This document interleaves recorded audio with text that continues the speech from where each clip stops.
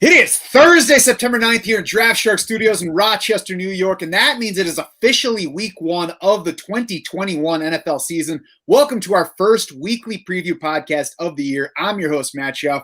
With me, as always, is Jared Smola. And if you're new to our weekly pods, then you're going to quickly learn we don't have room to mess around here at the start of the show, Jared. We're going through every single game, so we're not wasting words. Let's jump right in with the Thursday night opener that we'll all be watching tonight. Dallas Cowboys at the Tampa Bay Buccaneers. The Bucs are 8-point favorites in this one. It's up 1.5 from where it opened. 52-point over-under, tied for second highest on the slate. It should be a pretty good fantasy game for us to open up with. It'll definitely be a good fantasy game for the Bucs side. I'm a little nervous about the Cowboys side. I mean, the Cowboys implied totals at 22. It's actually the 9th lowest on the week. So, that most of that over under is, going to the Bucs side. So I think the Cowboy, like Dak is obviously, his first game coming off an ankle injury, really did not practice much at all this offseason. First rehabbing that ankle, then rehabbing the shoulder injury. The Cowboys are missing guard Zach Martin for this game. It's a tough Bucs defense, especially against the run. So I won't be surprised if Dallas kind of disappoints tonight. I'd be ready to, get some buy low offers potentially out there if they do kind of bomb on national television. Yeah, I could see that. I could see Dak disappointing a little bit, but he's still going to be in starter range for me, especially because of the wide receivers that he has going and because it's an especially bad matchup for Zeke Elliott. The Bucs were the toughest run D each of the past 2 years. In 2019, they allowed 132 fewer running back rushing yards than any other defense. Last year, it was 170 fewer RB rushing yards than any other defense. And they played without Vita Vea, defensive tackle, for a little while last year. So he's healthy now. It's going to be a tough run defense. It's going to be a bad spot for Zeke Elliott. It doesn't mean he can't find the end zone and make it a good fantasy outing, but don't be surprised and don't be discouraged if Zeke Elliott starts the season rough for you.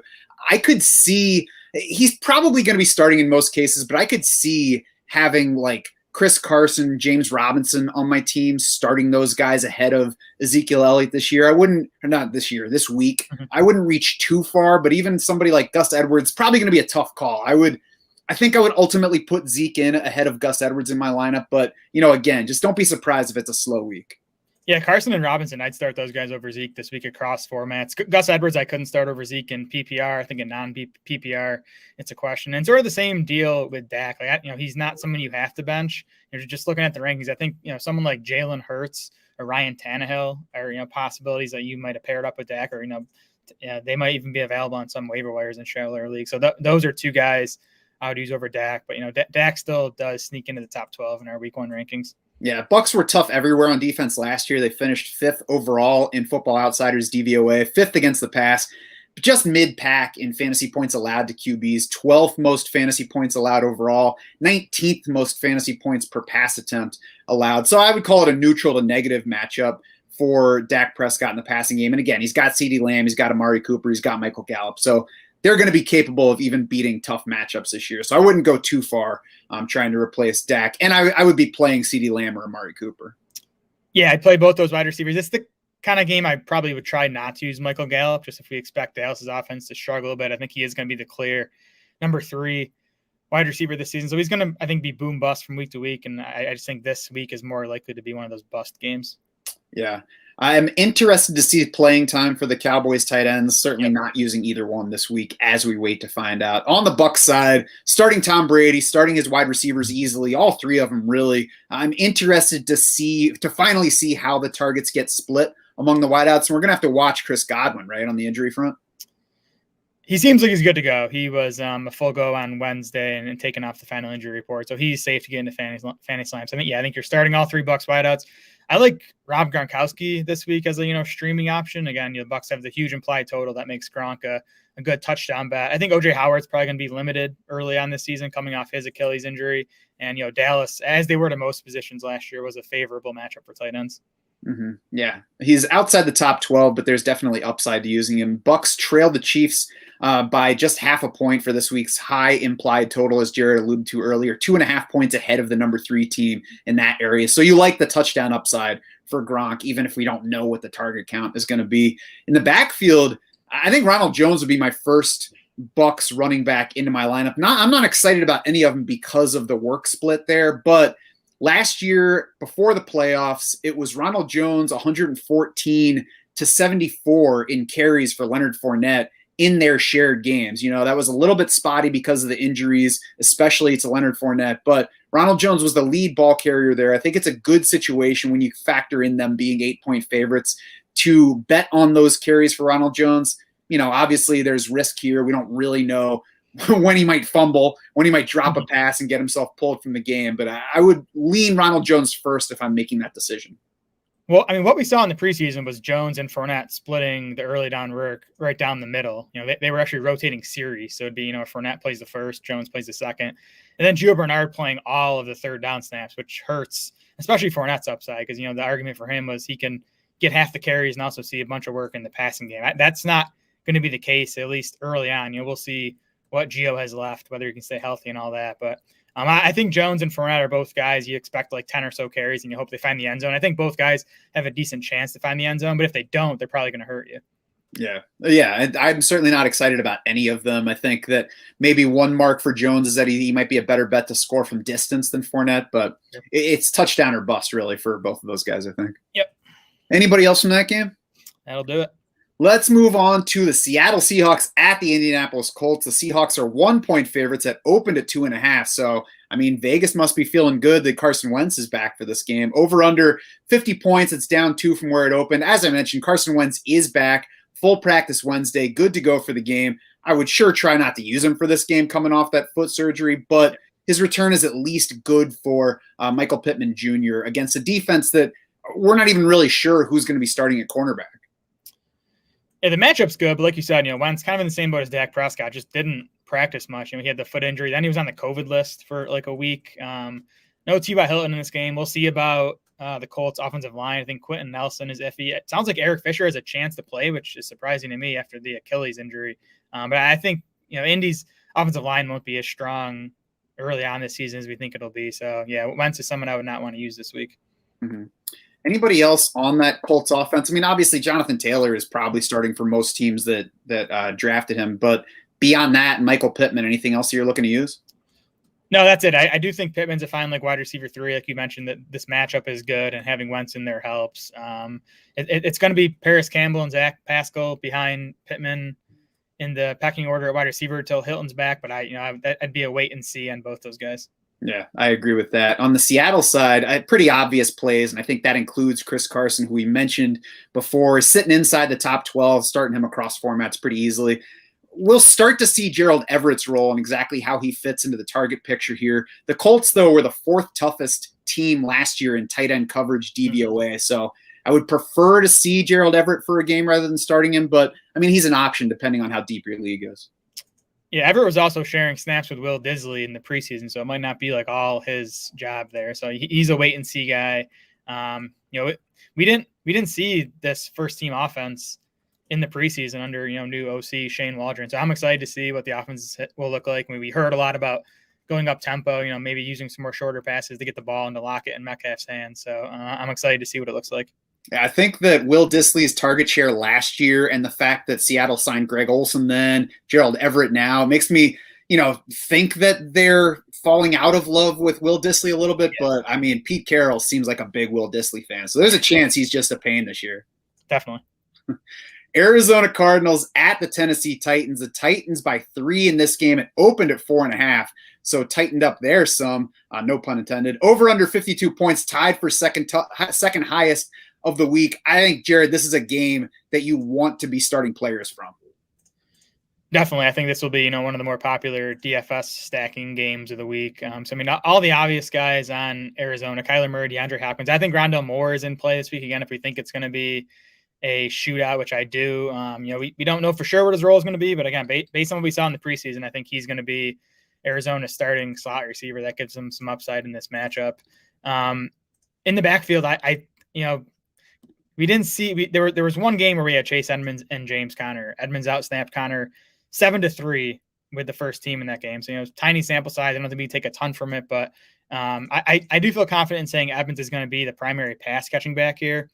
And again, shootout, Arizona's a slight underdog. I think that it sets up as a nice game environment Chase Edmonds. So I kind of like him this week as a RB2 in PPR leagues. I do think there's a real chance that if Rondale Moore works out, it is at the expense to some degree of Chase Edmonds. So that'll be something to watch. I'm less excited about using Rondale Moore this week. I'd rather see what happens first, but I certainly can't deny that there's upside to him. The biggest injury note probably is that A.J. Brown was not practicing Wednesday. He's dealing with the knee issue, was supposed to be ready for the opener back when we first heard reports on him dealing with this knee issue. But, the fact that he's not practicing Wednesday is not good for that. So we'll have to watch. I think if A.J. Brown is active, I'm not worrying about the knee thing. I'm going to go ahead and start him. Yeah, it sounds like Wednesday was more of a rest day, and they were doing that with him last year. He wouldn't practice on many Wednesdays. So I think he's going to be fine, but we should know more by Friday. I guess there's two potential downsides for Tennessee in this matchup. One is that, Brown and Julio were out for a lot of August with injuries. And two, it's, the first game without OC Arthur Smith. But other than that, the matchup is just awesome, especially for the passing game. The Cardinal secondary looks like a mess. They're going to be starting a 4th round rookie out there against Julio Jones and A.J. Brown. So it's definitely a blow-up spot for Ryan Tannehill, who, again, I'd be using over Dak Prescott. I think Tannehill's like a top 10 option this week. And then, Brown and Julio, as long as they're healthy, they're easy starters. Yeah, I agree with that. For dynasty purposes, I don't think that we should ignore that A.J. Brown has had multiple knee surgeries already, and he's already, we'll see if this is temporary, but if he goes throughout this whole season taking off most Wednesdays, yeah. We have to at least consider that as we think about his long-term value. Definitely. Derrick Henry's always in. Julio Jones is in, as you said. I agree. Ryan Tannehill's a nice option. Anthony Ferkser, I would definitely rather wait and see what happens. The current unofficial depth chart on the Titans website has Jeff Swaim as the starter over him. So I think we head into the season, at least I'm heading into the season, expecting this to look like Jonnu Smith and Anthony Ferkser did last year, where it was more annoying than it was helpful to fantasy teams. Yeah, and the depth chart kind of backs up what we saw in the preseason, where Ferkser was mostly playing only when they went to 3 tight ends. He wasn't even on the field when they were in 1 and 2 tight end sets. So I don't know if that's going to continue into the regular season, but I do think it's possible his role doesn't change that much with Jonnu Smith gone. So to me, Ferkser is like a tight end. Touchdown or bust fantasy option, which a lot of tight ends are. And again, this is going to be a shootout, we think. So he's a decent touchdown bet, but definitely a guy I would not want to use if I could help it. Yeah, quite possibly going to leave you saying, Anthony, what the Ferkser. On the Arizona side, Kyler Murray, DeAndre Hopkins, the only obvious plays, I think. You mentioned Chase Edmonds, James Conner. I think they're both in play. We'll kind of see where the touches go between them. You said you want to play Rondale Moore. I said I'd try to fight off the urge, but in the range where you're looking at him, obviously there's certainly upside. Yeah, definitely not a must start. Depends on your other options. There's risk obviously in a rookie where we don't know exactly what his role is going to be, but he'd be a fun guy to throw in there. Watch and just see what Arizona does with him. Maybe you can play him in a DFS lineup, and I'll play AJ Green against you, and we'll see what happens. Sounds fun. Jacksonville Jaguars at the Houston Texans. The Jags by 2.5 in this one. Over under 45. And for all the things that have been said about the Houston Texans this offseason, what more can you possibly say than Jacksonville is opening as a 2.5-point road favorite visiting them? That's like the title of the Houston Texans 2021 recap video. I think we can already write it. I actually think this line should be bigger. I'd bet Jacksonville if it stays under 3 points. I think Houston's 21 point implied total is too high. I wouldn't bet on them reaching that mark. So I don't think we're going to need to spend much time on Houston in these podcasts this season. I think Brandon Cooks is the only guy you can feel good about playing. I'm interested to see Nico Collins and his playing time. Even if he's a full-time player, if Cooks is still there as the number one, I don't think Nico's someone you're going to be wanting to use in weekly lineups. You don't think Tyrod Taylor is supporting all the wideouts in Houston this year? Doubt it. Marvin Jones off the injury report after dealing with a shoulder issue in August. This week is kind of revealing to us which of these camp injuries were legit and that we need to worry about, and which were, teams being cautious and just resting guys to get them healthy for the regular season. It looks like Marvin Jones should be good to go. DJ Chark was also not on the injury report for Wednesday, had a broken finger in his right hand. So it seems like both of those guys should be ready. They should have that full set of the top 3 wideouts that really looked so attractive when they drafted Trevor Lawrence. Helps the quarterback. I would not go overboard playing any of the Jaguars wideouts. I think I would probably play Marvin Jones over DJ Chark because he ended up having more practice time than Chark. But I mean, it's going to be a tough wide receiver core to guess at right away because we really have no evidence to go on in terms of the target split. Right. Chark is the one I'd be worried about a bit in week one, just because he basically missed all of August, didn't play at all in the preseason. So I wouldn't be surprised if he gets off to a slower start. I think Shenault and Jones are both wide receiver threes in this matchup. I lean toward Shenault just because, he's the one that didn't have an August injury. He was excellent in that third preseason game when, we really kind of saw Trevor Lawrence get going. But I think, again, Shenault and Marvin Jones, I'd feel comfortable with if they were wide receiver threes for me.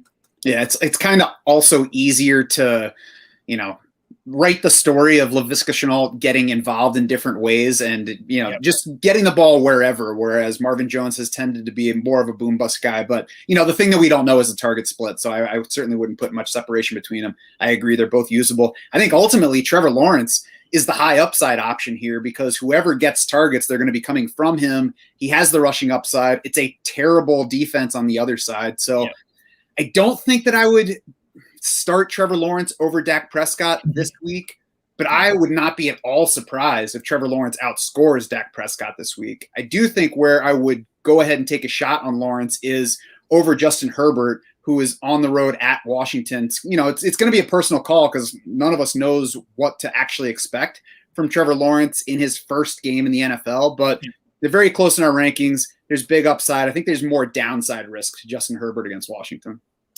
Yeah, that wouldn't be crazy to start Lawrence over either of those guys, including Dak Prescott. Again, it's as good of a matchup as we'll see all season. The wide receivers are healthy. Lawrence and the Jags offense looked a bit rough in those first two preseason games, but again, in that third one, even with Jones and DJ Chark out, Lawrence was excellent. He went 11 of 12 for 139 yards and 2 touchdowns in like one half of action. So, he's right on that top 12 borderline this week. It's a good spot for him. Mm-hmm. Yeah, I agree. It's probably going to be popular in DFS, but I'll be curious to see what the ownership projections look like for that as we get into that stuff. James Robinson also, before we leave the Jags, we mentioned him already, but easy start this week, high ceiling for this matchup. Yeah, as good of a spot as he'll see all season too. I'm interested to see how much work he loses to Carlos Hyde. Hopefully it's not much. I won't be surprised if we look back on Monday and it's like a 60-40 split. But you're starting James Robinson in this spot. Yeah, my only prediction on that front is that Carlos Hyde will touch the ball more than anyone outside of Urban Meyer's office wants him to. Definitely. And as you said, on the Houston side, I don't want to talk about anything. Nope, it's going to be probably a 3-man committee in the backfield. Tight end, who knows? Maybe it's Jordan Akins, but Brandon Cooks is the only guy. I still think he's just a bet on talent and a bet on volume. He should be one of the better volume bets in the NFL every week. Yeah, he really should. So let's move on from that team and to the Minnesota Vikings at the Cincinnati Bengals. It's Vikings by 3 on the road here, over under 48. Great spot for Kirk Cousins and the rest of the Vikings offense. Dalvin Cook and the wideouts are obvious plays for Minnesota. Cousins, I would also probably start over Justin Herbert, not over Dak Prescott, similar to the Trevor Lawrence thing. And if I were choosing between Kirk Cousins, Trevor Lawrence, it would really be kind of a coin flip for me. The Vikings have an implied point total of 25.5 this week, so that's almost 3 points ahead of the Chargers in their game at Washington. And we're just talking about a bad Bengals defense versus what we expect to still be a very good Washington defense. Yeah, bad Bengals defense, missing cornerback Trey Waynes. They're going to be starting Chidobe Awuzie and Eli Apple, who he's on his 5th team in the last 4 years now. So it's just a total mismatch for Justin Jefferson and Adam Thielen. I like that as a DFS stack just because if Cousins goes off, it's going to Jefferson and Thielen. So that's one I'll be looking at this week in DFS. Mm-hmm. Not really anything else to hit on the Viking side, I think. I mean, I'm ready for Tyler Conklin to be a factor overall this year, but limited Wednesday with a hamstring issue. I'm certainly not ready to bet on him for that one. No, not yet. A decent stash, especially in like FFPC, tight end premium leagues. We'll see if Chris Herndon's even going to play after just joining the team like a couple of weeks ago. But with Conklin still not at 100%, I wouldn't use him this week. On the Cincinnati side, Joe Mixon's definitely starting. I know it's a shocking revelation from our podcast. Mm-hmm. If you drafted Jamar Chase or T. Higgins, you probably should start either of those guys as well. I would really love to be able to wait at least a week on Jamar Chase, though, if it is close. It's easier for me because I haven't been drafting him at any point, and they are playing against a Vikings defense that's pretty average to maybe worse than that at corner. But I'd rather wait on Jamar Chase if possible. I certainly feel better about Tyler Boyd. Yeah, I'd rank him this week. T. Higgins 1, Tyler Boyd 2, and then a pretty decent sized drop down to Jamar Chase. There were even some, I don't know if there were reports or whispers that Chase could lose some snaps to Auden Tate early on in the season just because of how much he struggled. In training camp and in preseason. Actually, I mean, it wasn't just the drops in preseason. He was, supposedly struggling with those in training camp as well. So he's going to get it figured out. But I agree, he's a pretty risky week 1 fantasy play. And I said that if you draft Chase, you probably should start him, but I don't even think I agree with that now that I say it out loud, because you drafted him for the ultimate upside. It doesn't mean that he has to deliver right away. If you get something like what Chase Claypool did last year, plus not having the playing time fall off late in the year by coach's decision, then I think that's what you're hoping to get out of Jamar Chase. So even if you did draft Jamar Chase round 4, if you have good other options at wideout, I think it's okay to sit him and wait and see. Yeah, Chase is 45th in our PPR wide receiver rankings for week 1. So, they're most teams, I think, you're going to have 3 better options this week. Mm-hmm. I would rather wait and see on the quarterback too, Joe Burrow. I would play Matt Ryan and Sam Darnold over him. I would strongly consider Baker Mayfield and Ryan Fitzpatrick over him. That's just looking at guys that are currently behind Joe Burrow in the rankings.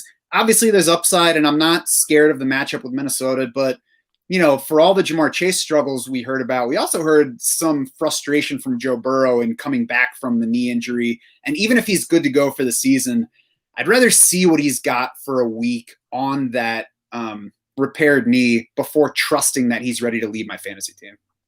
Yeah, I would definitely rather not use Burrow this week. He is pretty safely outside our top 12 quarterbacks. It did sound like he got more comfortable and better throughout training camp. We only saw him for 3 preseason snaps, so there's a lot of risk here. This Vikings defense, by the way, they have a lot of new pieces. It wasn't great last year, but it could be a much better defense this season. So yeah, ideally you're waiting on Joe Burrow at least until week 2. Yeah, and especially on the pass rush front, they got Danielle Hunter back from injury. They got Anthony. What's his last name? Anthony Barr. Got him back from injury. So it could be a very different defense. And it's a defense that had before last season been much tougher than it was last year. So yeah, just kind of a downside risk spot for me. And I think players such as Matt Ryan, Sam Darnold have a higher floor with some ceiling built in as well. That's fair. Anything else from that game before we move on? Nope. Pittsburgh at Buffalo. The Bills by 6.5 in this one. Over under 48.5 is down a little from where it opened. Start the guys that you drafted on the Pittsburgh side as starters. Najee Harris is going to be a starter for you probably every week. Deontay Johnson, Chase Claypool, Juju Smith-Schuster all sit among our top 36 in PPR. In that order, I think that's how I would play them this week. And don't overrate the individual matchup for any of those players either. We do have Tre'Davious White in the secondary on the Buffalo side, but all of those Pittsburgh wideouts move around the formation. Yeah, I'm not worried about the matchup. I mean, the Steelers implied total is at 21.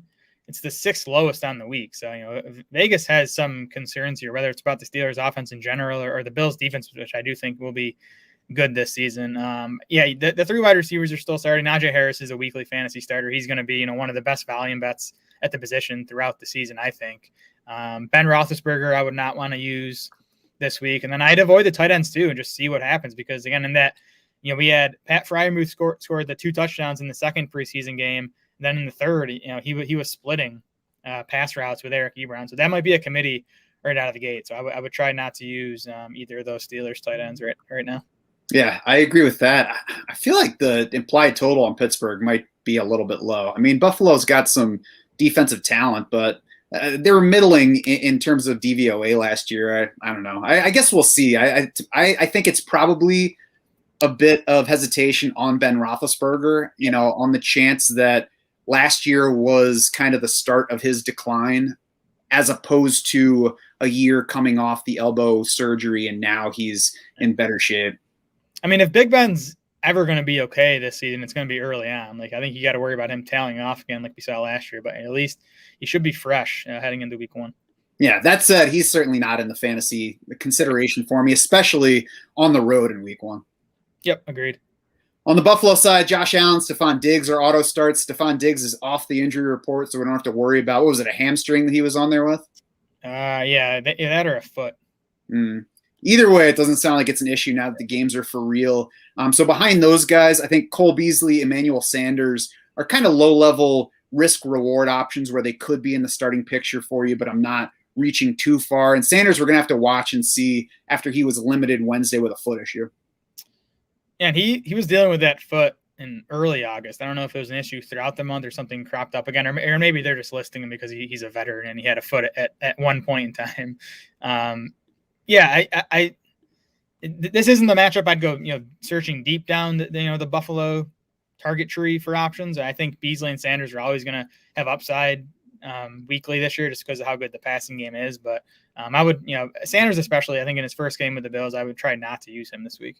Mm-hmm. I agree with that, especially with the foot thing. I'll be curious to see too if he goes from limited Wednesday to full practice Thursday, right. And then that would be an indication they're just resting him rather than concerned about the foot. I would also rather not use a Bills running back against what should be a tough defense. We're still waiting to see if TJ Watt's going to be playing for the Steelers. I still have a hard time imagining him not playing just because of the contract squabble, but it's at least a question mark at this point. So we'll be watching that for matchup purposes. But either way on TJ Watt, it's not a great matchup for Bills running backs, and we don't know what the workload split is going to look like. It'd be Zach Moss first if I'm choosing one, but I would prefer to not use one. Yeah, and Watt was a full go in Wednesday's practice after only doing individual drills or something throughout the summer as kind of like a hold in, I guess. So I do think he's going to play at this point. The backfield, it's going to be a committee. Devin Singletary seemed to be ahead of Zach Moss throughout the summer and in preseason action, and Singletary looked awesome in the preseason. So he might lead in carries this week. But again, there's just, very little touchdown upside with Singletary. They don't use him there. It's a situation to avoid, again, as you said, especially in this tough matchup against a good Steelers run defense. Yeah, and even while Devin Singletary was having a buzzy camp, we got Zach Moss still taking that work near the goal line and getting some of the third down work. So, it's a situation that's probably going to be frustrating, especially early. Yep, agreed. Anything else from that game? No.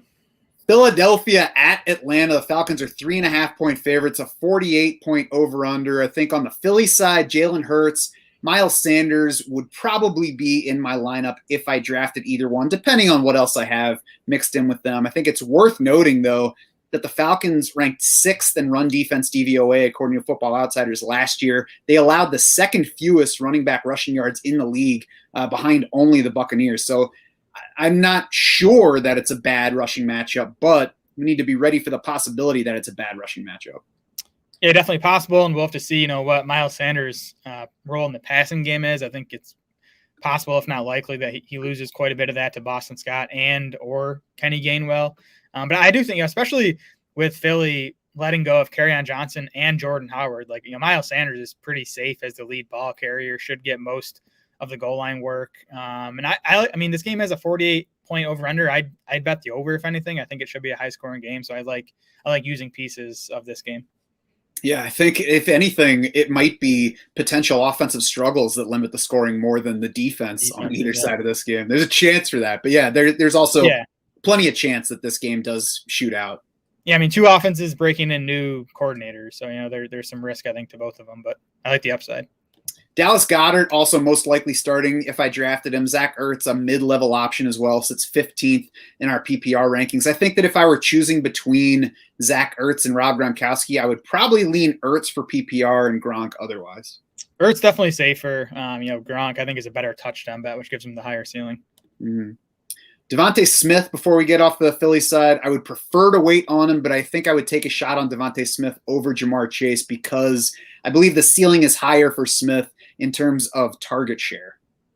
Yes, I would definitely use Smith over Chase this week. I'd be fine using Smith as a wide receiver 3. Again, I think the matchup's good. I do think he looks like their clear number 1 wide receiver, and it's going to be Jalen Reagor at the other outside spot and Quez Watkins in the slot. But Reagor, it sounded like he had an up and down training camp at best. So I think it's, Smith is the clear top guy in this passing game already. Yeah, I think I'd probably also take a shot on him over either of the Bills guys that we mentioned, behind Stephon Diggs, obviously. Yeah, me too.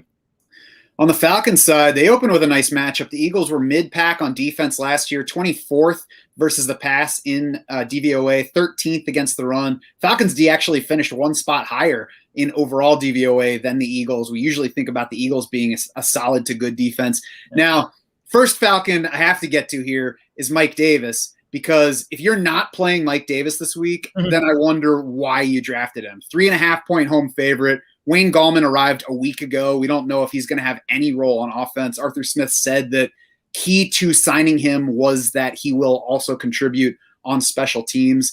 And the Eagles faced the league's 7th most running back carries last year. I don't think we're expecting them to run away in this game, so there should be plenty of rushing volume available.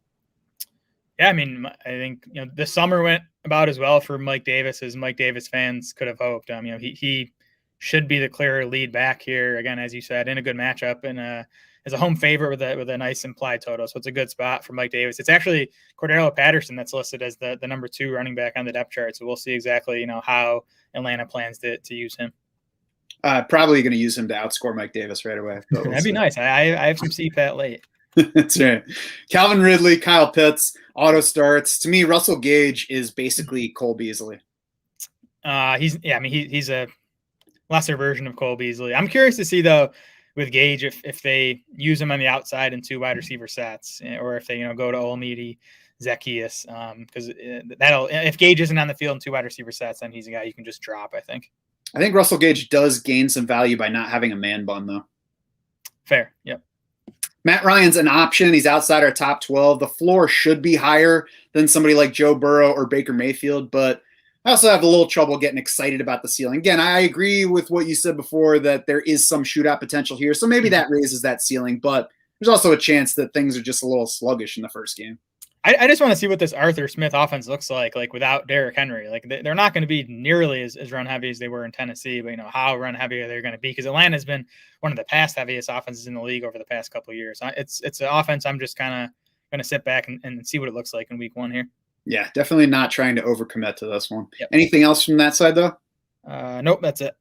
San Francisco at Detroit. The 49ers are 7.5-point favorites. We got an over-under of 45 for this game. Trey Lance not starting this game. Maybe he'll play. He's got the finger issue. It was limited Wednesday, but he's not going to be anything more than souped up Taysom Hill for this game. Jimmy Garoppolo probably going to finish higher than any of us wants him to in the QB rankings. I'm not saying that I'm strongly considering using him anywhere, but last year's Lions allowed the 2nd most QB fantasy points and the most QB passing points, as well as the most QB passing points per attempt. So it's a great spot.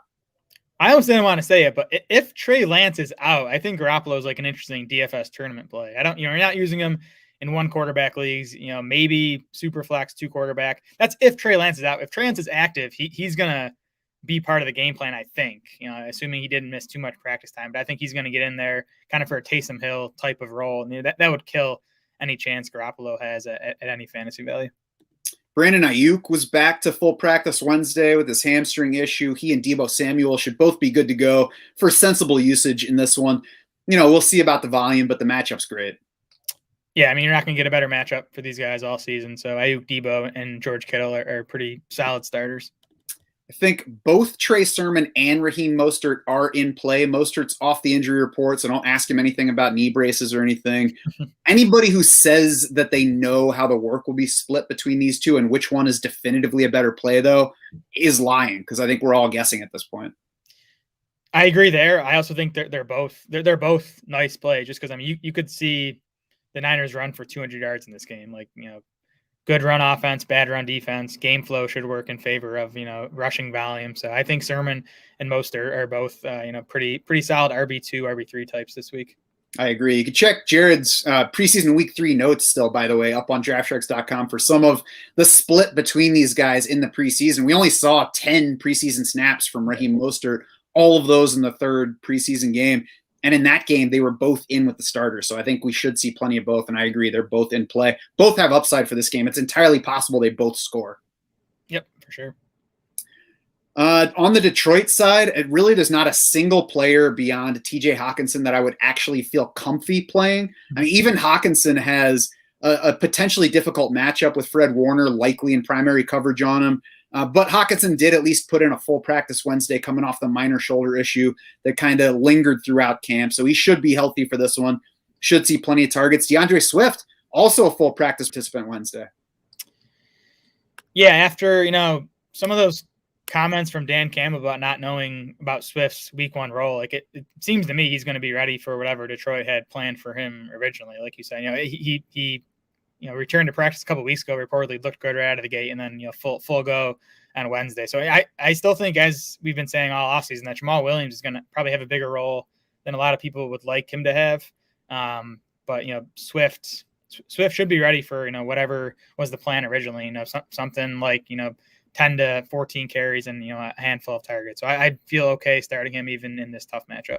I mean, I think there is always the chance that they limit him initially, just saying he's coming off the groin. We don't want to damage him right away. We do like Jamal Williams, so let's maybe limit the snap count a little bit. But there's certainly upside. Otherwise, we wouldn't have been drafting Swift at all. So He's definitely in starter range. Certainly not somebody that would make me feel comfy, but sometimes you just have to push that aside. It's week 1 in the NFL. None of any of the things that we feel comfy about, we probably should not be feeling comfy about. I'm not comfortable doing this podcast yet. We don't know anything. That's right. I'm trying to keep it uncomfortable. Speaking of uncomfortable, Tyro Williams, I like drafting him at the very end of a best ball draft. It would take a deep league for me to be considering starting him in week 1. Yeah, I drafted him in plenty of best balls. I don't think I took him in any lineup setting leagues. I don't want to have to press the start button or even think about pressing the start button on Tyro Williams. That's right. Anything else here before we move on? Nope. The LA Chargers at Washington, game we've alluded to a couple of times. The Chargers are 1-point favorites on the road, over under 44.5. Only the Rams allowed fewer touchdown passes last year than Washington. Only the Rams beat Washington in net yards allowed per pass attempt. Now we get Washington returning Landon Collins from an Achilles injury last year.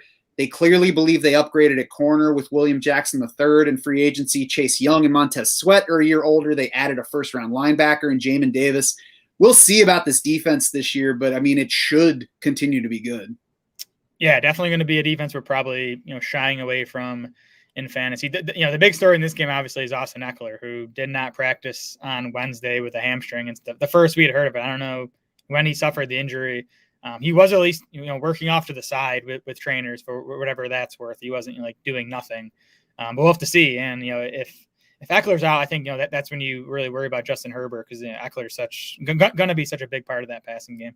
Yeah, and if Eckler is a DNP again on Thursday, then it's time to plan on not using him this week. Either way, I mean, whether he's in or out, Justin Jackson needs to be coming off of waiver wires this week, because Jackson's a full go on Wednesday. Brandon Staley said he was a full go, not just off the injury report. So Justin Jackson's the number 2 running back there in a spot where the number 2 running back should see more work than, a true backup in other places. I'm not saying use Justin Jackson this week, but there shouldn't be a league of 12-plus teams, I think, beyond today or whenever waivers are in your league where Justin Jackson's still a free agent.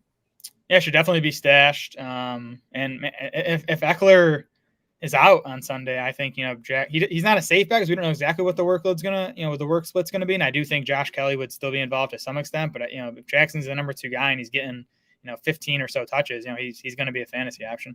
And really, the only issue for Justin Jackson so far has been staying healthy. Yep. Obviously, that is an issue, but it's not a big issue and not even one worth worrying about if you're talking about the end of a draft, if you haven't drafted yet, or somebody that you're picking up off of waivers. We'll take 6 healthy games from him if that's all we get. Whenever he's been on the field, he has performed well. Coaches have spoken highly of him, and he's graded out well in PFF numbers. Yeah, for sure. So beyond that, I mean, I think it's just the obvious stuff. Keenan Allen's an auto start regardless of matchup. Mike Williams and the tight ends for the Chargers, I would rather not use in this matchup this week. Agreed. Mike Williams kind of in the same boat as like Mike Gallup, where, he's a boom bust guy. You want to probably use him in good spots where you think the Chargers offense is going to have a lot of success. I don't think that's going to be this week. Tough individual matchup too. Washington has a couple of strong outside corners. So Williams is a guy, you're going to want to use him a lot of weeks this season. This is not one of them for me, at least. And one final note on Justin Herbert. I mentioned some guys that I would play over him. I'm not saying bench Justin Herbert at all costs here. I do think there is real downside risk though. So, especially if you don't already have a second quarterback on your roster, I wouldn't go scouring the waiver wire this week to get a replacement. No, me either. This would be a good test for the Chargers O-line too. It should be a lot better this season after, adding Corey Linsley, drafting Rashawn Slater. They get maybe one of the best D-lines in football right off the bat in week 1. On the Washington offensive side, I'm not treating the Chargers as a matchup to either target or avoid this week. It might end up being a good defense. It might not be. For me, it's neutral right now. I think Terry McLaurin should start if you drafted him. I think Logan Thomas and especially Antonio Gibson should start if you drafted them. Beyond that, not really especially looking to grab anybody to use. Yep, I'm with you there. Curtis Samuel, at this point, I would not expect him to even play in this game. I don't know if he re-aggravated his groin injury or just still wasn't good to begin with when he tried to practice yesterday, but it didn't look good. It didn't sound good from Ron Rivera after practice. So that to me makes Logan Thomas easier to trust, because I think Samuel is the guy whenever he gets healthy, who could steal some of that short range work from Logan Thomas. So Thomas, a guy we've been lower than consensus on all offseason, but I do think he's a solid lower end tight end one that's going to at least give you a pretty high floor at the position. Yeah, if nothing else, I mean, the fact that the lower end of tight end 1 territory has gotten uglier throughout draft season only makes Logan Thomas look more like a guy that you can at least fall back on. Yep. And if you have him at this point, then it's a usable week for him. New York Jets at the Carolina Panthers. The Panthers are 5-point favorites and over under 45 for this game. I think with both Sam Darnold and Zach Wilson, they're guys that I don't want to rank too high for the week 1 rankings, but I think either is totally capable of hitting the top 15, and especially Sam Darnold. I think there's upside into the top 12 this week. It's Darnold easily ahead of Zach Wilson for me because of the receivers that he has on this side. Darnold is right there with Kirk Cousins, Trevor Lawrence, and ahead of Joe Burrow for me this week. Yeah, I definitely think this game has some shootout potential. It's interesting. Vegas has fairly low over/under on the game, and it's fair because there's a lot of questions about both offenses, obviously, but I think there's more questions about the defenses, especially on the Jets side. I mean, there's actually not much question. Like, it's going to be a very bad pass defense at the least. So yeah, with those 3 wide receivers, the Panthers are going to be trotting out along with Christian McCaffrey. Like, it's all there for Sam Darnold. There's no excuses really starting right in week 1 here. Mm-hmm. Sam Darnold's probably going to land ahead of Justin Herbert in like my fantasy pros rankings for the week. Honestly, I can't tell you who I would start between them if it's Sunday morning, if it's Sunday at 12:50, if I'm being honest, and I'm setting the lineup. I'm not sure which one I'm landing on, because if I play Darnold and then Herbert has a Herbert game, I would kick myself. Yeah, and season long, I don't think I'd get that fancy. I'd stick with Herbert, but Darnold's someone I'm probably definitely going to throw in at least one DFS tournament lineup just based on the matchup. Mm-hmm. DJ Moore, Robbie Anderson, I think are easy starters most weeks, and that certainly includes this week. If maybe this week more than any other. Terrace Marshall, I think, is in the same kind of territory as Jamar Chase, Devontae Smith. But I think I would ultimately go Terrace Marshall over those guys because of the upside to this matchup. I would play him over Rondale Moore. It could be a coin flip probably between Marshall and Elijah Moore, because I think the target ceiling is higher for Elijah Moore, but there's also a lot more talent in the Panthers secondary than the Jets secondary. So I think I would also land on Terrace Marshall over Elijah Moore for this week.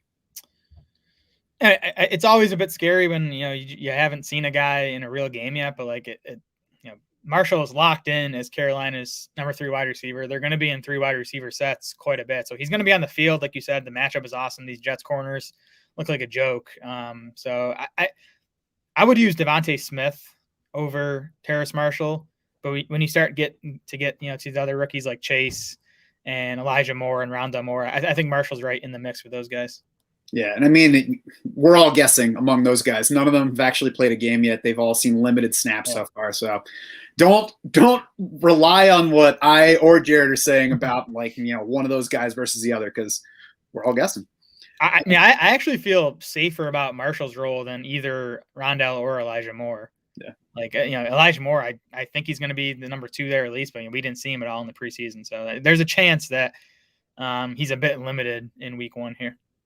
And I think if we say that all these guys are going to get 5 or 6 targets this week, I'd feel best about Terrace Marshall producing on those 5 or 6 targets. Yeah, agreed.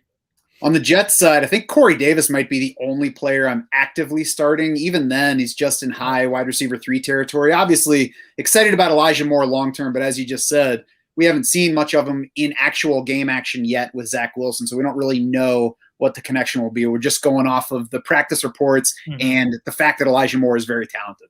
And there's one version of the Jets depth chart where Moore was with the first team. There's another version where he was with the second team. Jameson Crowder is iffy for this game. He has a groin injury, and he's on the COVID list. If he's out, that'd make Moore a lot easier to trust, because then, and then worst case, he's their number 3. Maybe Keelan Cole is playing ahead of him to start. But watch Crowder's status if you're hoping to use Elijah Moore. Tevin Coleman's not all that attractive a starting option, but I think he becomes a solid option for zero RB type teams, or even, the kind of team where you drafted an anchor RB and then waited a long time for the position.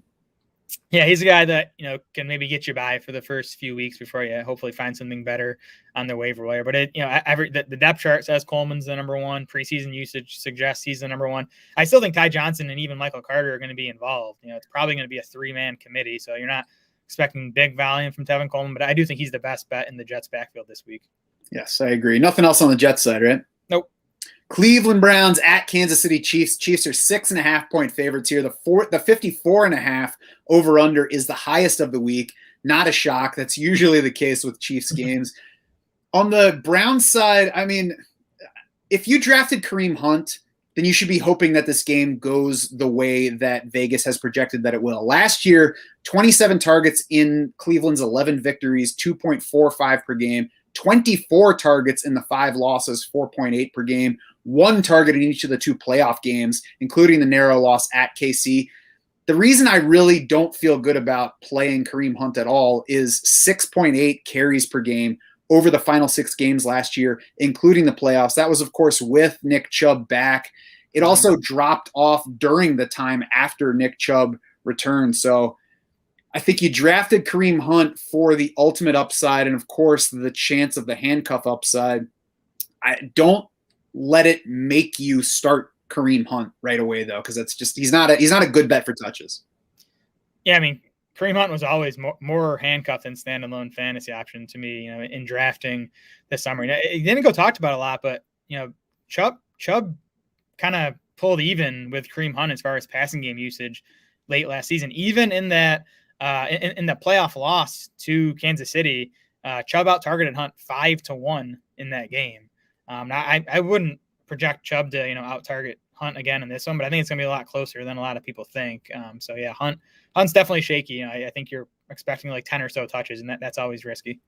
Yeah, and I think 10 touches is high. It could easily be 8. So don't think that you have to start Kareem Hunt. He's probably going to be a touchdown or bust. I'd be willing to sit him for lower drafted options such as Damian Harris, either 49er running back this week. Oh, yeah. Not sure if I were choosing between like Kareem Hunt and Ronald Jones, that'd be tough. That's more of a coin flip.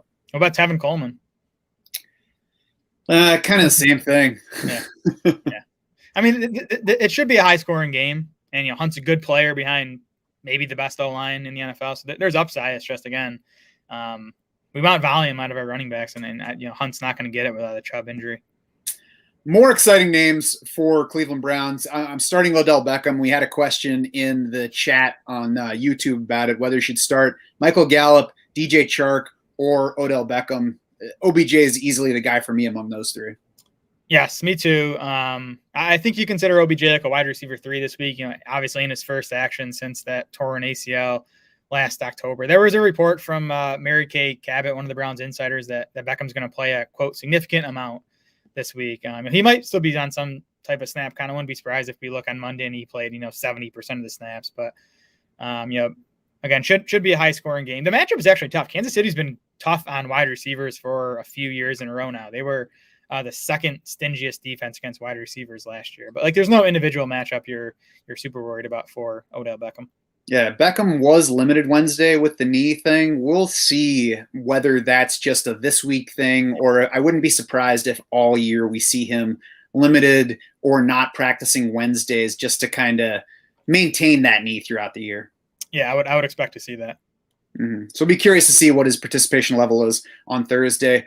Jarvis Landry also in that wide receiver 3 kind of mix. Obviously not quite the ceiling of Beckham unless he gets big target volume. And I don't think that we're projecting that for anybody in this offense. Austin Hooper might be the most interesting relative to draft position among these 3 guys.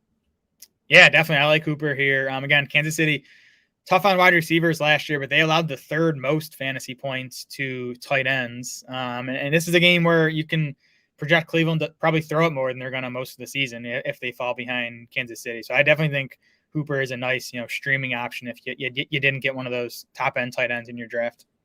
And I forgot to check, but I feel like I remember the Browns targeting tight ends a lot in this playoff game last year, and it was just spread among Hooper, David Njoku, and maybe even Harrison Bryant for that game. Yeah, so Hooper caught just 2 of 3 targets, and Njoku caught 4 of 5 targets. So that's 8 targets. I think Bryant had 1 or 2. So, yeah, they were up around 10 total targets for the tight ends.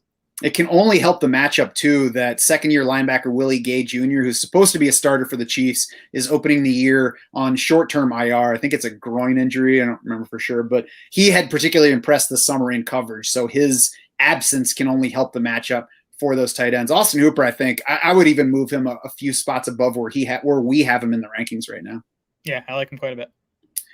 On the Chiefs side, well, actually, before we get away from the Browns, I will say I don't think that I would dip all the way down to Baker Mayfield if I didn't have to. There's upside, but there's also the downside. We don't know that the volume is going to be there, especially if the game ends up being closer than Vegas says. Mm-hmm. I'd rather go Sam Darnold, for example, if I'm looking in that range for quarterback.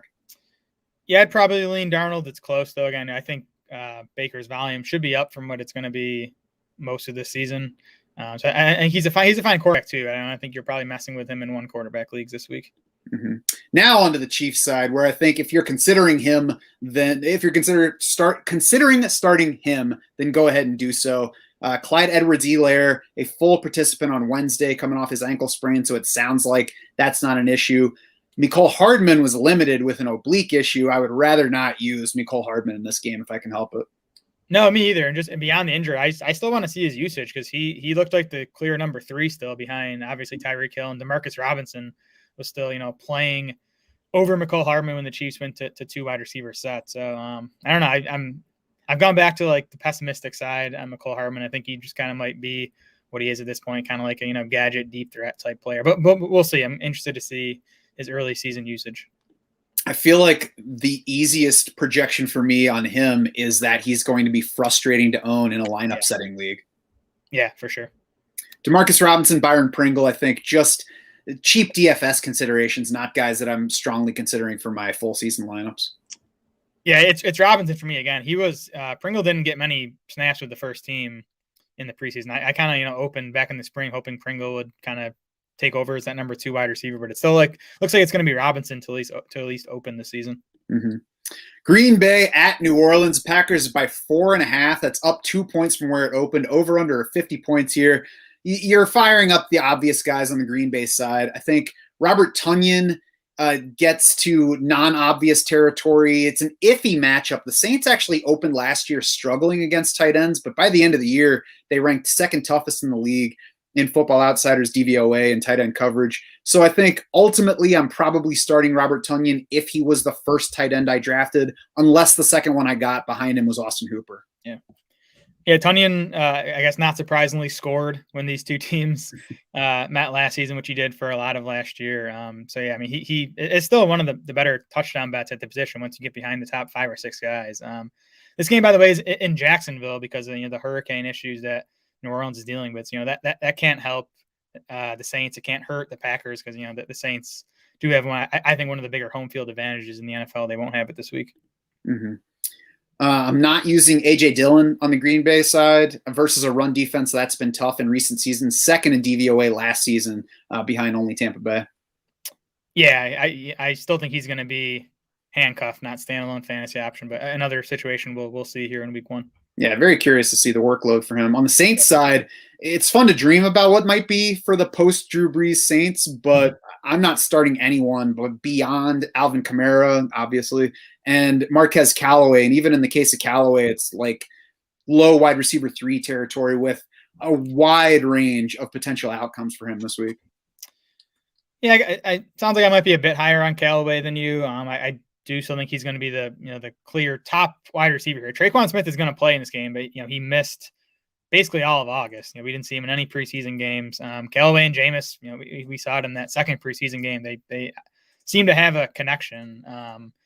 Tougher matchup for Callaway. He's going to see some of Jair Alexander, who's one of the best corners in the league. But I just think volume makes Callaway someone I'd feel okay about as a wide receiver 3. Yeah, I would feel okay about him in that range too, but I think that it's possible we get an 8-target, 3-catch game from him here for 32 yards. Yep, possible. Traycon Smith, as you mentioned, is back. He's off the injury report. Challenges that target share. It's still not a diverse offense, though, so we'll see where the targets go in this game. Traycon Smith's certainly not somebody I'm looking to use this week, and really, I'm just backing away from the Saints offense otherwise and seeing what happens. Yep, me too. Adam Troutman is going to play in this game too, which seemed unlikely when he got carted off the field in that second preseason game, but he's off the injury report. But we're not even sure he's going to be the lead pass catching tight end. Juwan Johnson was doing a lot of that in the preseason, so that's a situation to monitor, but definitely not using either of those guys this week. I'm also curious to see if there's anything to Deontay Harris or if he's just going to continue being the fast guy that gets 2 to 3 targets a week. I think he's just too small to be like a big role, to play a big role in the offense. I agree, and I kind of glanced over it, but Jared, what are we doing with Marquez Valdez-Scantling in this game? He came up in the chat in YouTube. He's in a great spot. Assuming Marshawn Lattimore spends most of this game on Devontae Adams, the Saints' number 2 corner is Ken Crawley, who's not good to begin with. He's also hurt. He's on the injury report. So it's Paulson Adebo would be the matchup for MVS. So I drafted a ton of him, mostly in best ball, even in lineup 10 leagues. I would rather not use him right out of the gate, but it's a good matchup, so I would not be surprised if he comes out firing. Yeah, I wouldn't either, but it's as you said, it's kind of a risk reward thing. So you got to kind of make the decision based on who you're weighing him against. Thank you, Jason Spencer, for bringing up the MVS name in the YouTube chat, because I was forgetting to mention him specifically before getting away from that team. Now, that said, anything else to go over in this game? Nope. Denver Broncos at the New York Giants. The Broncos are 2.5-point road favorites for this game. That's up 1.5 from where it opened. The over-under is 41.5. It's the lowest of the week by 1.5, and the number 2 game is another 1.5 short of everybody else. So low scoring projection here, and I can see why when I look at the teams involved. This is a game I would try to avoid using people that aren't named Jerry Jeudy or Noah Fant. Yeah, I'm pretty much with you there. And even, Fant's dealing with the leg injury. He was limited on Wednesday, so we'll see about that. The Giants were kind of a neutral matchup for tight ends last season. I expect the same this year. It's a tough matchup for the wide receivers. James Bradbury, Adoree Jackson at corner now for the Giants. And those are 2 tough matchups. Jeudy, I would start, and I would not want to start. He's still potentially limited in his first game coming off last year's torn ACL. Yeah, I'd rather see a game from Cortland Sutton before using him, especially with those corners that you mentioned. Adoree Jackson was limited Wednesday with an ankle issue, so we'll see whether he's questionable for that game or if it's just a rest thing. The other thing that I dislike on the Denver offense is not knowing what the backfield work split's going to look like. So, I'd be okay taking a shot on either Melvin Gordon or Javonte Williams in a game that should not get away from either team. So they should be able to run as much as they want to. And I think that Denver's coaches do want to run plenty. So either one's an okay shot to take. Neither one's an exciting shot to take, though. Yeah, I'm definitely more optimistic on Javonte Williams' early season role now than I was like a month ago. I think, he had a good preseason. There was a quote from Vic Fangio, I think it was last week, basically saying that they trust Javonte Williams in all situations now. So whereas I thought it might be all Melvin Gordon on passing downs, I think Javonte might even be mixing in there early on. So yeah, they're both RB3s. I think they'll both probably get double-digit touches in this game, but again, it's just not a good game environment. It's going to be a low-scoring game. Not a lot of fantasy upside here. I think the level where I would strongly consider using either guy is if I'm deciding between them and any of the Tampa Bay running backs or Kareem Hunt or Tevin Coleman. I think there's a higher ceiling to Javonte Williams than there is to those guys. Yeah, I would use both Broncos backs over Tevin Coleman. The Bucks backs are tough. I think both Bucks backs are better touchdown bets, even if they're maybe not as safe volume bets as the 2 Broncos guys. Mm-hmm. Yeah, I can see that. On the Giants side, you kind of have to play Saquon Barkley in most cases at this point, don't you? I think so.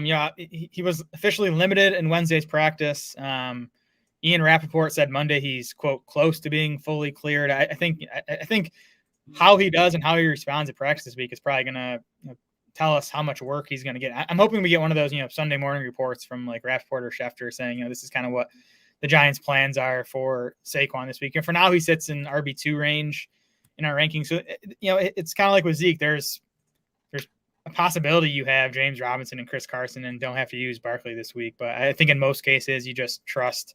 I think he'll end up getting like 15 or so touches in this game. And, Barkley on that type of workload, he just needs one big play to kind of pay off for fantasy.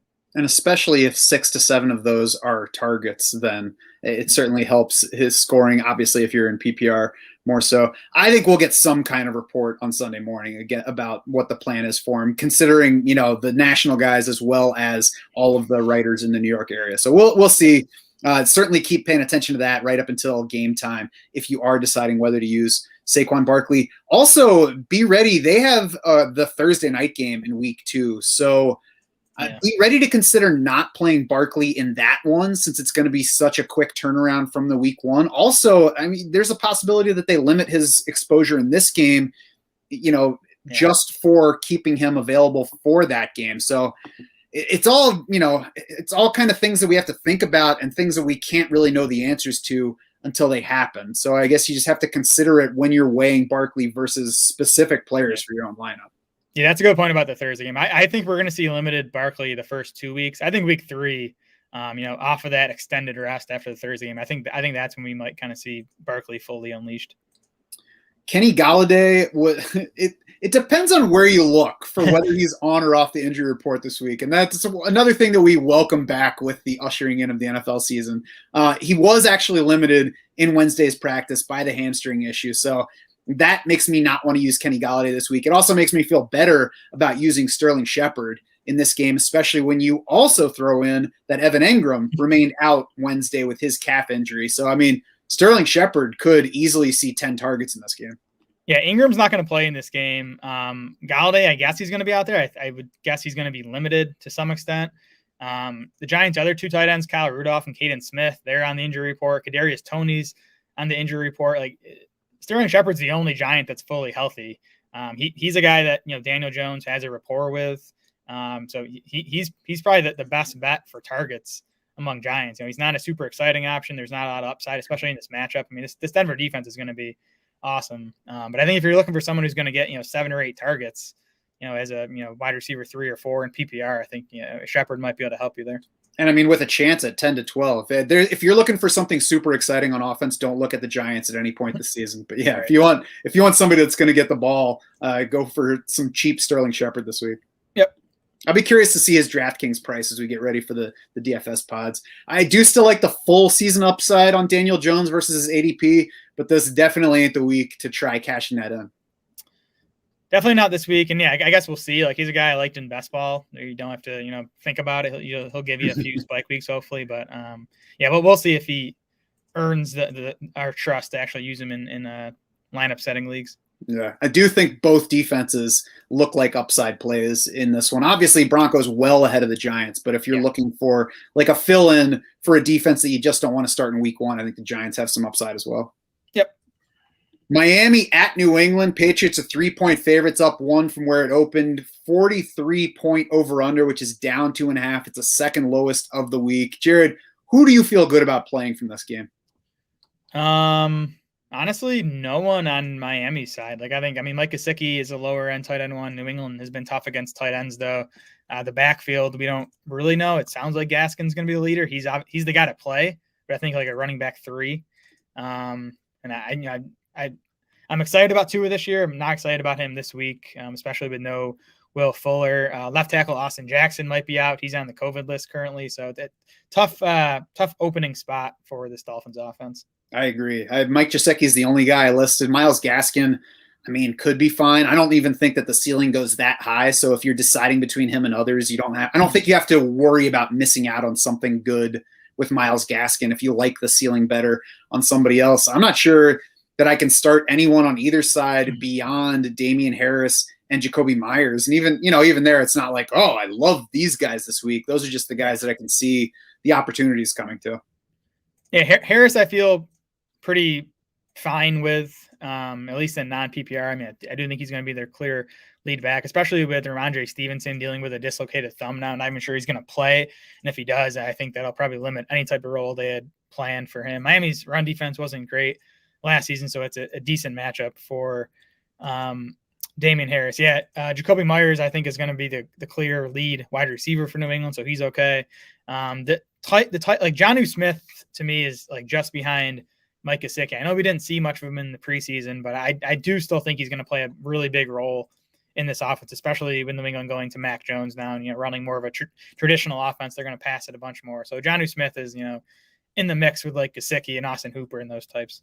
Yeah, I think I would personally rather play Austin Hooper this week, but it's also impossible for me to say which of those guys is actually a better bet for targets this week. Yeah, Hooper definitely feels safer just because we just don't know exactly what Jonnu's role in this offense is going to be yet. The best thing about week one arriving is that we can start finally answering these questions. It doesn't mean that what we see in week one is going to be the answer to these questions, but we can at least get a little bit beyond guessing what's going to happen and see what is actually going to happen. It's also worth mentioning, as we're talking about the Patriots pass catchers, that Nelson Aguilar was limited on Wednesday with an ankle issue.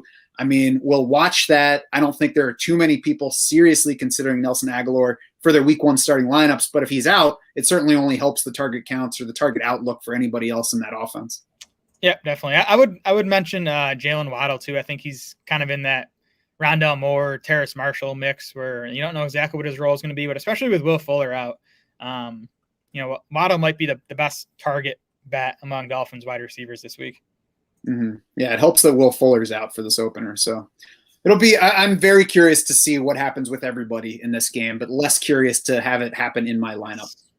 Yeah, I think this game and the Denver Giants game are like the two least exciting fantasy games of the week. For sure, and Vegas agrees. Sunday night, we have Chicago Bears at the LA Rams, and at least half of that one's not exciting. But the Rams are 7.5-point favorites, over under 47.5.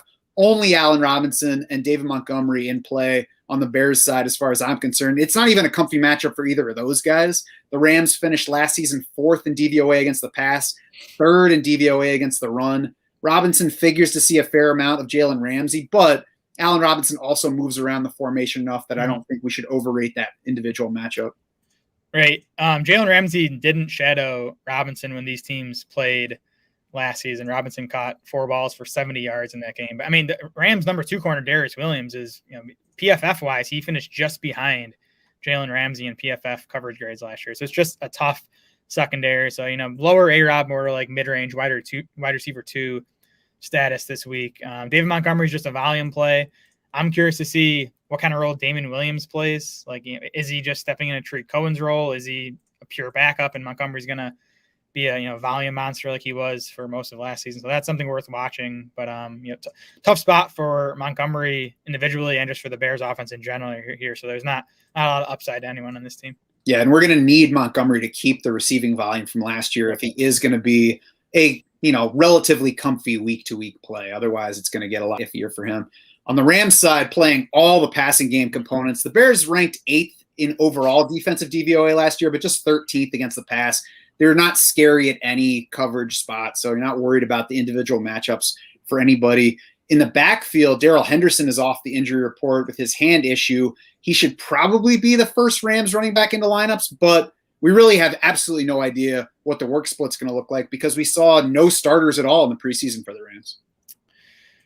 Right. I mean, Sony Michel's only been with the team for a couple weeks now. So I kind of, if Henderson has a chance to lay claim to the backfield, I think it's going to be early in the season. I think he's going to get the first shot. I think he should lead Michel in touches pretty easily this week. That's my guess. I mean, we'll see. So I think Henderson is fine to use this week. And if you own him, you kind of hope he shows well and just, keeps hold of that starting job. If he struggles at all, I think you're going to start to see more and more of Michel. Any other notes on the pass catchers? I mean, I glanced over them, but the wide receivers are obvious, and I think Tyler Higbee is a solid play this week. Yeah, I mean, the Bears cornerback room looks like a joke. I think they're okay at the other positions on defense, but it's a great spot for Robert Woods and Cooper Kupp. You're starting them. And then, Higbee, tougher matchup on paper than, the wide receivers are going to see. But, if he's going to be an every down player or close to it in this offense, I mean, he's going to be a weekly fantasy starter. And even the linebackers are down. Danny Trevathan on the Chicago side, Roquan Smith, can cover, it can play in coverage, but he also hasn't graded out terrifically in that area. So Right. certainly not a scary matchup for Tyler Higbee on that side. The Monday night game to close things out here, Baltimore at the Las Vegas Raiders. The Ravens are 4.5-point road favorites. It's a 50.5 over under. I'm a little bit surprised on the implied points for the Raiders in this game, which is basically mid-pack on the week. Me too. I would definitely take the under there. I think this Ravens defense is going to be one of the tougher ones in the league. So yeah, I'm not, it's really Darren Waller on the Raiders side. Like even Josh Jacobs. I mean, if you look at his splits in Raiders losses, he is rough for fantasy football. And I think it's going to continue this year because I think Kenyon Drake's going to play quite a bit in passing situations when they're trailing. So, unless you expect Vegas to, pull the upset here, I think, Jacobs there's a pretty strong chance he duds for you. I do think that there's a chance we get a slower start from the Baltimore defense here because there are some aging pieces up front. They lost Matthew Judon in free agency this past offseason. So there's questions. There's talent, but there's also questions to the edge guys up front as well as the young linebackers behind them. So, I mean, maybe that's part of it. Maybe Vegas doesn't think that we're going to get as tough a Ravens defense as we're used to here. I do think at the very least it's going to be a tough secondary, either solid to good and a bad matchup for the Raiders passing game pieces. Darren Waller's always starting. I agree with your hesitation on Josh Jacobs, just because we don't think that the Raiders are going to win this game. For the Raiders passing game, otherwise, though, Henry Ruggs, Bryan Edwards, I'm going to wait and see what happens with them rather than trying either one. Yeah, Baltimore is one of the best cornerback rooms in the NFL, I think. So tough spot, but I mean, we know it's going to be Ruggs and Edwards on the outside, Renfro in the slot. Just not a week to use any of those guys. And I saw a report this week. I forget which of the national guys it was, but that the Raiders believe Hunter Renfro can be one of the best slot receivers in the NFL. So, it makes you chuckle. I think the takeaway from it is there might be more Hunter Renfro targets than we're hoping there's going to be. So I don't know. I'm not saying go pick him up, but I guess let's watch and see what happens. Yeah, don't be surprised when he's taking our targets from Bryan Edwards. On the Baltimore side, John Harbaugh says it's possible that Le'Veon Bell gets elevated from the practice squad and plays in this game. I still say if somebody paid for Le'Veon Bell in your league this week, smile about that being somebody else and go ahead and start Gus Edwards comfortably. I mean, Bell might be a threat to Tyson Williams. He's not a threat to Gus Edwards. Gus Edwards is going to be the clear lead ball carrier because Gus Edwards is good, and he's exactly what Baltimore wants in their running back. Downhill physical guy. So he's just a good fit. It's a good matchup here. High implied total. I think you still can only project Edwards like one catch at most, so it hurts in PPR. But really should be a big game on the ground for the Ravens in general here. I disagree. I can easily project him for 2 to 3 catches. You're wrong, but okay. So we'll see about Tyson Williams. Gus Edwards, fairly easy play this week. I'm playing Gus Edwards over David Montgomery, and every other running back behind that level. Yeah, I mean, it's not crazy. Again, I just think Montgomery's going to catch a few balls, which helps in PPR, but Edwards should definitely have more success on the ground. Because this is the Monday night game, of course, we have not gotten an injury report yet, and I think that we have to wait and see on the wideouts for this Ravens offense, right? I mean, both Sammy Watkins and Marquise Brown have questions on that front, don't they? Yeah, I think Watkins is okay. It sounds like Brown's going to be able to play, but he missed almost all of August with a hamstring injury. We know Rashad Bateman's out. We know Miles Boykin's out. So yeah, it's not great at receiver for Baltimore. I think that Mark Andrews really should be a target monster early this season, especially until Rashad Bateman gets back. So you like him. And then, Lamar Jackson is one of the quarterbacks that can survive without much at pass catcher. So it should be a super run heavy game plan from Baltimore. And I would not be surprised if, Lamar runs for 100 yards. Yeah, he's had a little bit of Marquise Brown and not a whole lot else at wideout so far. So why start worrying about him now in fantasy? Yep, exactly. Before we head out, let's take one question because Jose Torres on YouTube wants to know Chase Claypool, Kareem Hunt, or Marvin Jones Jr. this week. Who are you playing? Claypool pretty easily for me. Yes, it would be Claypool for me as well with Jones next ahead of Kareem Hunt because I think the upside is much higher on those guys. Agreed. All right, that's going to do it for this Week 1 preview edition of the podcast. Head over to DraftSharks.com now to see our full Week 1 rankings to help you finalize those lineup decisions. We are in regular season mode now, so you can find the My Teams page, which customizes our weekly projections to fit your league settings. We've got the Who Should I Start tool, the Free Agent Finder, the Trade Partner Navigator, plus lots more to help you set all those winning lineups each week going forward. We will be back here Friday night for the debut of our weekly DFS shows at a new time this season. Mitch Carl of Rise or Fall will be joining me and Jared for those shows every week. Do not miss out. You can also find us anytime in the free Draft Sharks Discord. Check the podcast description for that link. For Jared Smola and the rest of the Draft Sharks crew, I'm Matt Schaff saying thanks so much for swimming with us.